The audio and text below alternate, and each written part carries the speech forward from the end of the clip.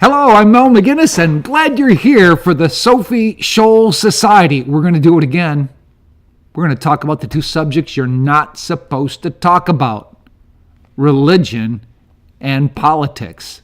That's what Sophie Scholl and her brother Hans did when they lived during the Third Reich. And when they lived during the Third Reich, they stuck their necks out. So much so that they were literally decapitated for what they believed.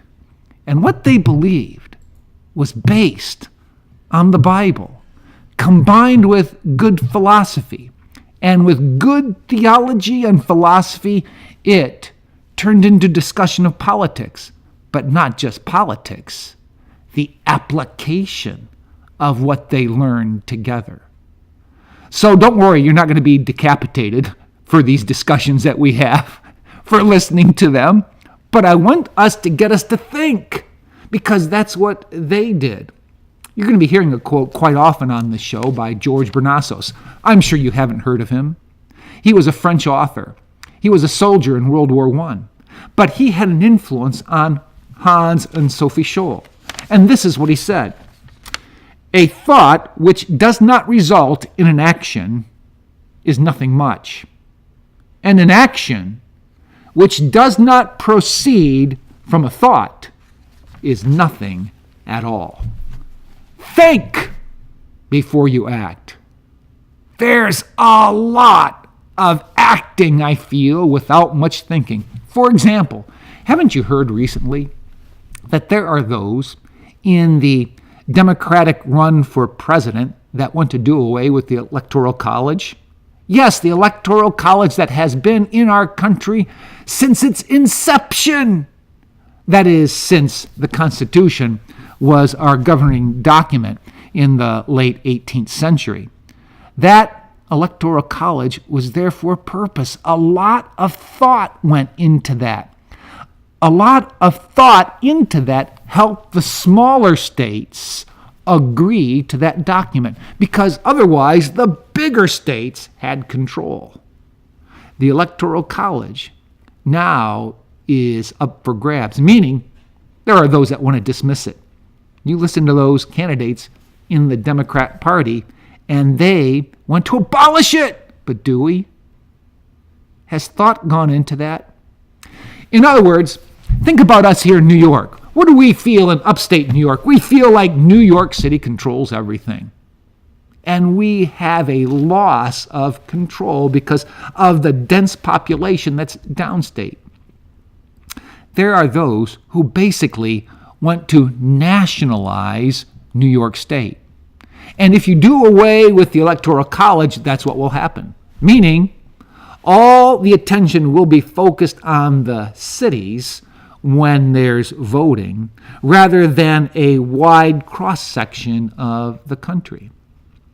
Do we want to make New York State nationalized in our elections? Do we want to make Illinois nationalized? I have a brother that lives in Illinois. He lives in rural Illinois. And you hear it from those that live out there: Chicago controls everything.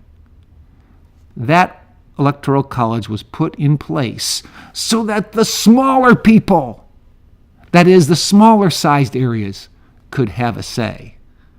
Be careful when you hear statements being made about abolishing the Electoral College to make our society more democratic.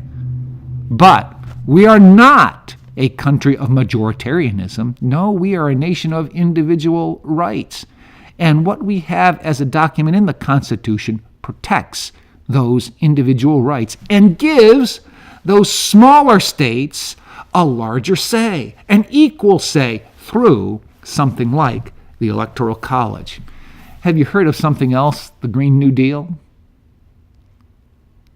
Is there a lot of thought into that?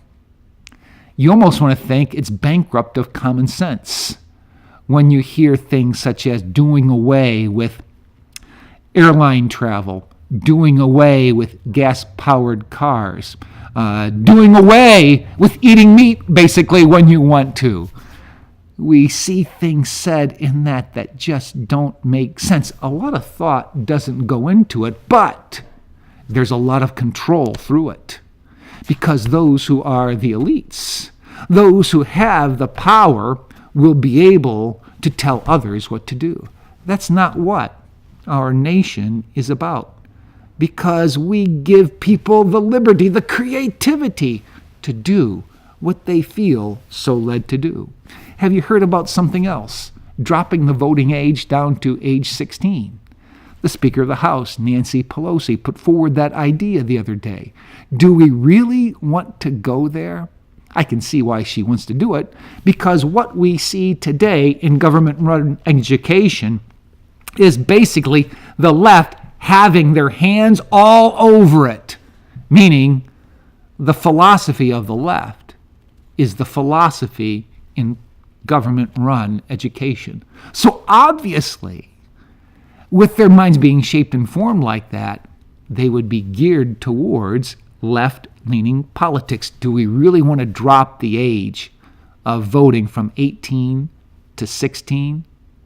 I don't think a lot of thought has gone into that, except for those who feel like they could get the political leg up.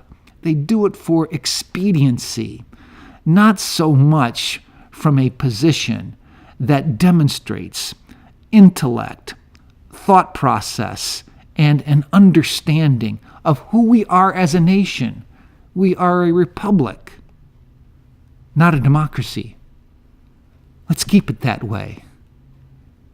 As there are those who want to democratize this nation more and more, don't let that good-sounding word fool you. We want a republic, a nation of laws, which restricts the government and allows freedom for the people to be exercised in a variety of ways. Economic choices, choices where they live, choices how they live, choices that, of course, must be governed by the rule of law, especially the higher law of God, but choices that give the power to the people, to the parents, and less power to the government. Thank you for joining me once again on Sophie Scholl.